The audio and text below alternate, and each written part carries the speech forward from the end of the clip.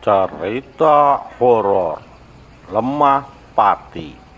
Aku mulih nduk bagian 4. Seperti suara ular asli yang benar-benar berada di dalam kamar, Suci pun dengan terpaksa langsung membuka pintu kamarnya.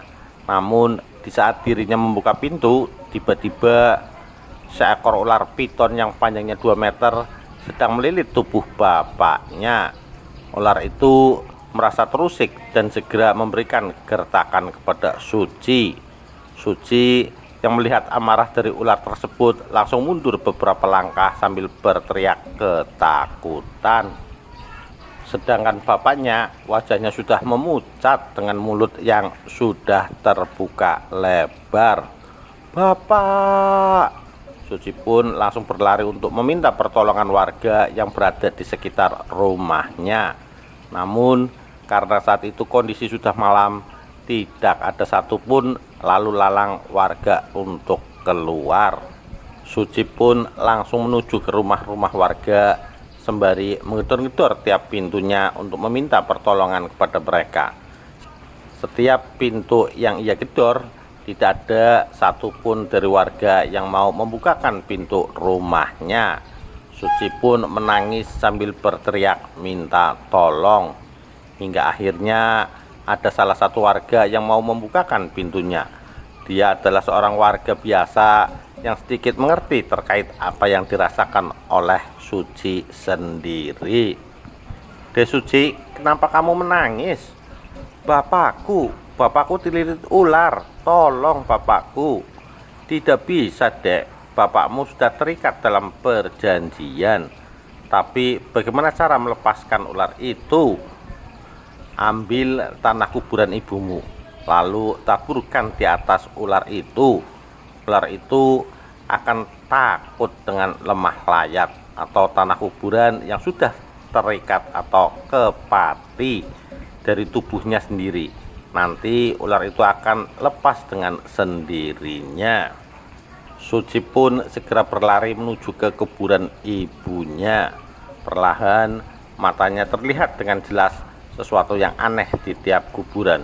Suci melihat sayup-sayup bayangan putih dengan rambut yang panjang sedang terduduk di atas pohon. Lalu ia juga melihat sosok bayangan putih yang sedikit tercoreng dengan tanah kuburan sedang melompat-lompat di dekat pohon. Suci tidak memperdulikan hal tersebut.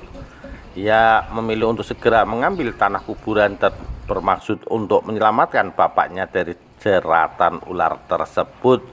Setelah Suci berhasil mengambil tanah kuburan tersebut, dia pun segera berbalik menuju ke arah rumah.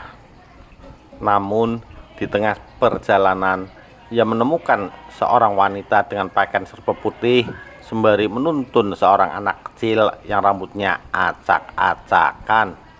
"Nduk, kenapa kamu mau menyelamatkan bapakmu? Kamu siapa?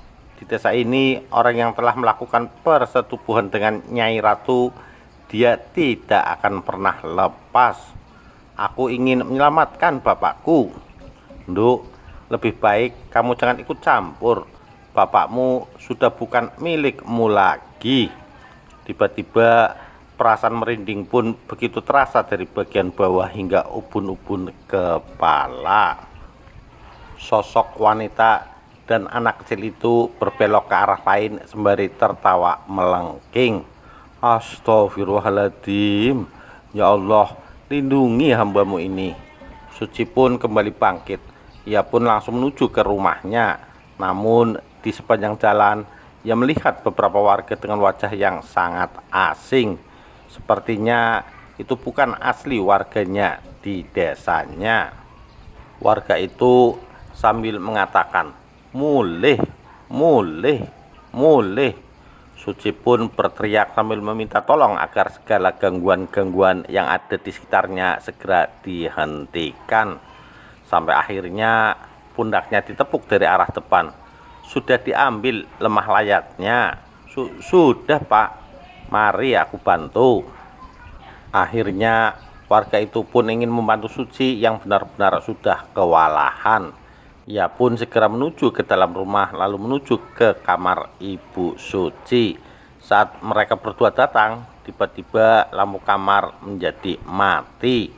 Lalu dari bawah ranjang keluarlah seorang wanita yang sangat cantik. Orang ini sudah berjasa denganku, tapi karena tidak ingin menumbalkan anaknya, jadi aku yang membuat keputusan. Jelas sosok wanita cantik menggunakan baju serba kuning itu. Keputusan apa? Keputusan untuk mengambil tumbal.